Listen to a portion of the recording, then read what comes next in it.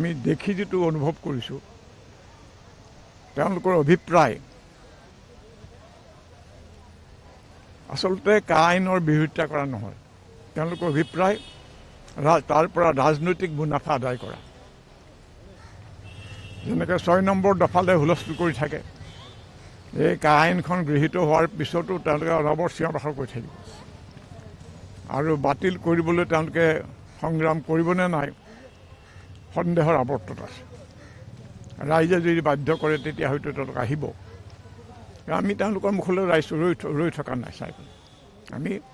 তাৰ বিৰুদ্ধে সংগ্ৰাম কৰিছোঁ কৰি যাম এইটোৱে আৰু কাৰণ তেওঁলোকৰ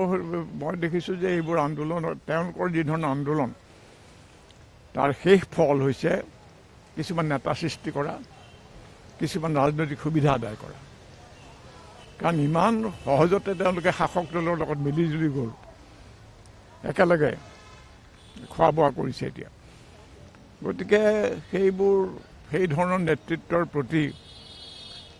ৰাইজ এতিয়া যথেষ্ট সন্দিহান গতিকে বেলেগ পথেৰে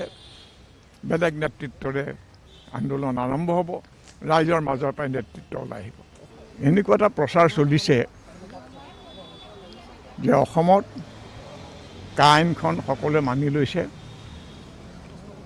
ইয়াৰ কোনো বিৰোধিতা নাই এইটো শাসক দল আৰু শাসক দলৰ যিটো চৰকাৰ তেওঁলোকে অনবৰতে এই কথাকে কৈ আছে কিন্তু আমি ভাবোঁ আজিৰ সভাৰ দৰে সভাই প্ৰমাণ কৰে যে কাৰ বিৰোধিতা এতিয়াও শেষ হৈ যোৱা নাই আৰু উপযুক্ত পথ পালে উপযুক্ত নেতৃত্ব পালে আকৌ কা আন্দোলন তুংগলৈ যাব জংগী ৰূপ ধাৰণ কৰিব কাৰণ ই এটা জাতিৰ প্ৰতি এটা প্ৰত্যাহ্বান আৰু দেশৰ কাৰণে এটা প্ৰত্যাহ্বান গণতন্ত্ৰৰ কাৰণে প্ৰত্যাহ্বান গতিকে এই পদক্ষেপতে আমি তাক বাধা দিব লাগিব আৰু ভৱিষ্যতে বাধা দিম আজি কা আন্দোলনৰ শ্বহীদসকলৰ 5জন শ্বহীদৰ স্মৃতিত এই সভা আয়োজন কৰা হৈছিলে অনুষ্টুপীয়াভাৱে আৰু সেই ধৰণে মানুহ উপস্থিত আছিল গতিকে আমি কা আন্দোলন পুনৰুজ্জীৱিত কৰিবৰ কাৰণে এইটো এটা প্ৰথম পদক্ষেপ হিচাপে আমি গ্ৰহণ কৰিছোঁ আমি দেখি যেটো অনুভৱ কৰিছোঁ তেওঁলোকৰ অভিপ্ৰায় আচলতে কা আইনৰ বিৰোধিতা কৰা নহয় তেওঁলোকৰ অভিপ্ৰায় তাৰ পৰা ৰাজনৈতিক মুনাফা আদায় কৰা যেনেকৈ 6 নম্বৰ দফালে হুলস্থুল কৰি থাকে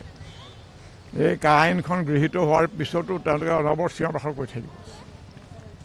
আৰু বাতিল কৰিবলৈ তেওঁলোকে সংগ্ৰাম কৰিবনে নাই সন্দেহৰ আৱৰ্তত আছে ৰাইজে যদি বাধ্য কৰে তেতিয়া হয়তো তেওঁলোক আহিব আমি তেওঁলোকৰ মুখলৈ ৰৈ থকা নাই চাই আমি তাৰ বিৰুদ্ধে সংগ্ৰাম কৰিছোঁ কৰি যাম এইটোৱে আৰু কাৰণ তেওঁলোকৰ মই দেখিছোঁ যে এইবোৰ আন্দোলনৰ তেওঁলোকৰ যি ধৰণৰ আন্দোলন তাৰ শেষ ফল হৈছে কিছুমান নেতা সৃষ্টি কৰা কিছুমান ৰাজনৈতিক সুবিধা আদায় কৰা কাৰণ ইমান সহজতে তেওঁলোকে শাসক দলৰ লগত মিলিজুলি গ'ল একেলগে খোৱা বোৱা কৰিছে এতিয়া গতিকে সেই ধৰণৰ নেতৃত্বৰ প্ৰতি ৰাইজ এতিয়া যথেষ্ট সন্দিহান গতিকে বেলেগ পথেৰে বেলেগ নেতৃত্বৰে আন্দোলন আৰম্ভ হ'ব ৰাইজৰ মাজৰ পৰাই নেতৃত্ব ওলাই আহিব এনেকুৱা এটা প্ৰচাৰ চলিছে যে অসমত কা আইনখন সকলোৱে মানি লৈছে ইয়াৰ কোনো বিৰোধিতা নাই এইটো শাসক দল আৰু শাসক দলৰ যিটো চৰকাৰ তেওঁলোকে অনবৰতে এই কথাকে কৈ আছে কিন্তু আমি ভাবোঁ আজিৰ সভাৰ দৰে সভাই প্ৰমাণ কৰে যে কাৰ বিৰোধিতা এতিয়াও শেষ হৈ যোৱা নাই আৰু উপযুক্ত পথ পালে